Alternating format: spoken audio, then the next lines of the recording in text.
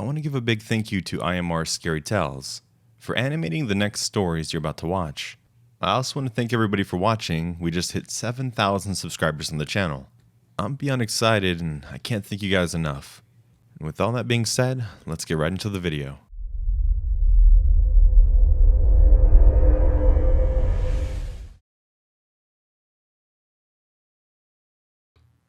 When quarantine started, I was actually pretty okay with it.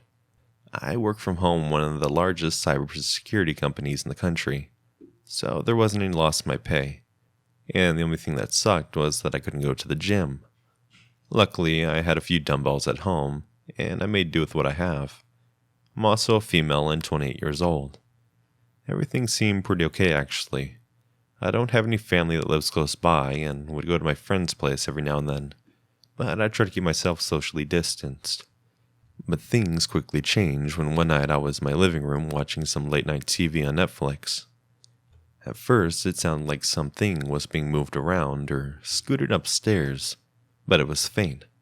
I had to turn the volume down by this point on the TV to get a better listen, but it had stopped. I chalked it up to my imagination playing tricks on me, and turned back on the TV. But almost as soon as I continued watching, the sound started again, but this time a little louder. That's when I decided to check my security camera on my phone. I went room by room and I still didn't see anything. Now, these are not the best cameras in the world by any means, and they do have night vision built in and motion detection. They even record for a short while when they notice movement. So after that, I decided it was probably something outside and went to bed shortly after. After I woke up, I forgot all about the last night and continued my day as usual. I went online for a few hours to do my work, had some coffee, and did my little at-home workout. And lately around 2 p.m. I will go for a run for about an hour to get out of the house and stretch my legs. After my run, I get back home and decide to take a shower. But that's when I noticed the floor of my bathtub was wet, and I hadn't taken a shower the night before. But everything else in the bathroom looked normal. None of my towels had been touched from what I could tell. I looked around my house again and everything seemed normal. But as I went back to take a shower and get the water started, my phone's security alert went off. I was already half naked at this point, and when I opened the app, my jaw almost hit the floor. From what I could see, it looked like maybe a man in his late 40s in my guest bedroom coming out of the closet. And for your mind's eye, my house has 2 bathrooms, one upstairs and one downstairs. The guest room was down the hall from the bathroom I was in, and the only way downstairs was to go past that room. I didn't know what to do and just continued to stare at my screen. The man was now holding something in his right hand, and went back into the closet. I watched on for about 3 minutes and I couldn't see any movement. By then I had already put on my shorts again and top, and as quietly and quickly as I could, I went down the hall to the stairs. Now my house isn't the newest houses, so the stairs have spots that are really squeaky when you go down or up them. I already knew the spots that made the most noise, so I avoided them as best as I could. After getting down the stairs, I ran outside into my car, where I called the police. They came really fast actually, and checked out the house. It must have been around 10 minutes of waiting by the officer outside, while the others went inside. They finally came out with a man in handcuffs. It turns out he was homeless and had been staying in my attic for the past 3 weeks. After some questioning, they found out he had lived at the same house years before, and he knew the layout of it, and he knew about the attic that had an access point in the bedroom's closet. How he got past my cameras for so long, I will never know. I was having some issues with the app and it didn't always work with motion detection. Now, he never actually did anything to me, and didn't try to hurt me or steal anything from what I could tell. Still just scares me as to what could have happened, and how much more aware of my surroundings I need to have. I just hate that I need to feel like that in my own home.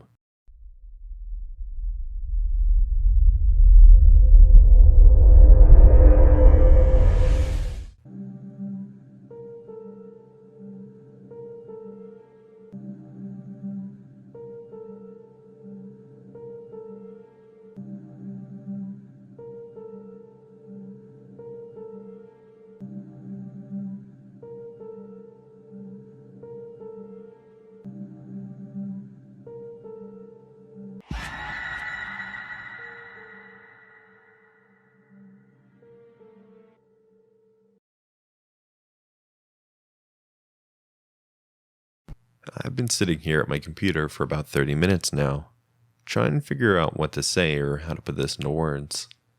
I work at a local CrossFit gym in San Diego, California. Now, since quarantine started, the rules and regulations have gotten pretty strict. We do the best we can to keep everything clean and everyone at least 6 feet apart, but they still have shut us down. So it's just been me by myself at the gym a few hours a day to do maintenance in the building and equipment. Things have been fairly quiet around here since then, besides a few phone calls a day and asking if we're open and when we're going to reopen. Now things started to get a little more interesting, if that's how you could put it, when I would come into the open gym and notice little things moved around. At first it was just some towels that I had folded and put away. I chalked it up to me not paying attention and perhaps the other manager who worked there, but he only came in very little because most of his work was done from home. Then a few days later, I noticed that weights were moved around too. Now this building is more of a warehouse setting and is not super fancy. We don't have any cameras or alarms in the building, just a set of keys that works for the front and back of the gym. I called up the other manager after seeing this to ask him if he knew of anything about the weights being moved. I wasn't sure if he was letting in some friends at night to use the gym or what was going on. Of course he said no and knew nothing about it, and that he hasn't been to the local gym in weeks. And that's about the time I noticed a car pass by the front of the store. Now if you were to drive by the location we're at, you wouldn't see anyone out there. All the other businesses that were next door have closed up, and no one's working at them. So to see a car drive by was extremely strange. I looked out the window and noticed a car again drive by to the back of the gym. Now I ride a bike to work because it's better on the environment, and because I'm a cheapskate. So nobody would tell that anyone is at the store, unless you called or went right to the front door and looked inside the windows. I had ran to the back of the gym and looked at the door where I noticed it start to unlock, and a man walk right inside. I just stood there like, what the hell? We made eye contact and he said, "Hello there," in a really deep voice. I wasn't sure what to say or who he was. I just replied, "Hello there, sir. Can I help you?" He said something along the lines of, "No, but thank you," and turned around and went back out the door, where I kind of followed along and just watched him get back in his car and drive away. Now, after turning back to the door, I noticed two things. One, the lock to the door looked extremely scratched and dented, like someone had broke it. And two, there was a note on the door that said today's date and time. I'm not really sure what to make of all this, but I've called the police already and I'm waiting for them to show up. It's not even a bad area I work at, but since quarantine started, people have been acting really dumb lately. So I wouldn't put it past some beefheads trying to break into the gym and get a pump. Anyways, that's my story. I hope that you guys, if anything changes or more happens.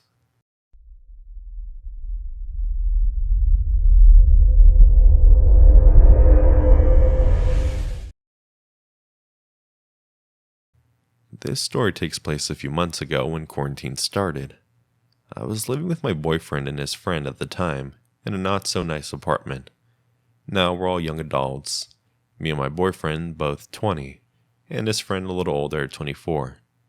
For anonymity's sake, I will call my boyfriend Jake, and his friend Steven. Now me and Jake have been dating for about 3 years now, and got together in high school. Steven was more of a new friend that we both met at a local comic book store a few months back. Now we all decided to get an apartment together, so we could all move out of our parents' places. It was really great at first. There was no drama, bills were being paid on time, and things seemed pretty nice despite the recent COVID events. But one day when Jake was at the apartment by himself, he hears a loud banging on the door. When he went to check out who it was, there was nobody there. Jake said that it honestly sounded like someone was trying to break down the door from how hard they were knocking. Now, he kind of dismissed this and went back to watching TV. A few nights later, I was at the apartment by myself, when I too heard a loud banging at the door, and the sounds of a man's voice outside saying something I couldn't hear too well. I texted Jake telling him about this and what was happening, and that's when he told me about the same situation that happened to him a few days prior. I was honestly pretty scared because of the apartments we live in. A lot of people who are here are either drug addicts or dealers. Now, we don't party or do anything like that, but we also don't make the most money, so this is what we could afford together. I don't think it was necessary to call the police at this point because I don't really like dealing with them in the first place. I'm an African American female and live in a more racist part of Colorado, by the way. I waited for a bit longer, all the while texting my boyfriend. Then the banging stopped. I went to the door to look into the peephole and nobody was there. I didn't actually feel like looking outside because if someone was still there, I didn't want to know their intentions. After a few more hours, Steven comes home after work and tells me that he too had heard loud banging noises while he was in the shower the other day when he was home alone. We don't always get days off together because our work schedules are not set schedules. Now, I'm pretty scared now and I'm on high alert. I don't go anywhere because of the lockdown besides work right now. And this next part kind of sealed the deal with calling the police. Me and Jake were laying down at night. Steven was still at work. And we're watching My Hero Academia on Hulu. All of a sudden, the knocking starts again. But it stops almost as soon as it started. Me and Jake just looked at each other and went to the window by the door to peek out and see. What we saw was 4 guys standing outside of the apartment door. Now 2 of them had hoodies on, and the other 2 we couldn't get a good look at. I decided to take a picture with my phone just in case I needed to report them to the apartment's office, or the police. Now this next part was kind of my fuck up, but as I took the picture the flash went off. Now when I tell you my stomach hit the floor, I literally mean it. I jumped down onto the ground and clenched my teeth together, while Jake looked at me with wide eyes. The guys outside had to have seen the flash because it was practically point blank in their faces. The knocks on the door became kicks now, and the guys who were outside were yelling at us to open the door, or else. I feel like a big baby, but I was just screaming for them to stop. Jake, on the other hand, ran to the bedroom, where he grabbed his pistol that his dad had gave him. Without warning, Jake had ran to the front door and unloaded the clip into the door.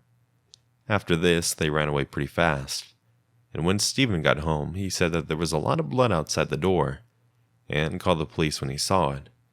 It turns out that the men were caught later that night because they had went to the hospital close by. And when you get shot and go to the ER, the police are notified. We still don't know who they are or what they wanted. Only 3 of them were arrested, and the other has yet to be found. I'm not really sure what to do at this point, but I feel like just writing this down has helped a lot.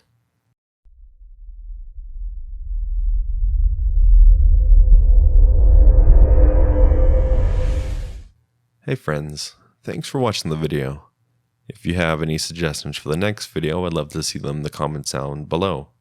Also, don't forget to hit that bell icon and hit all notifications to get notified when I drop a new video or stream.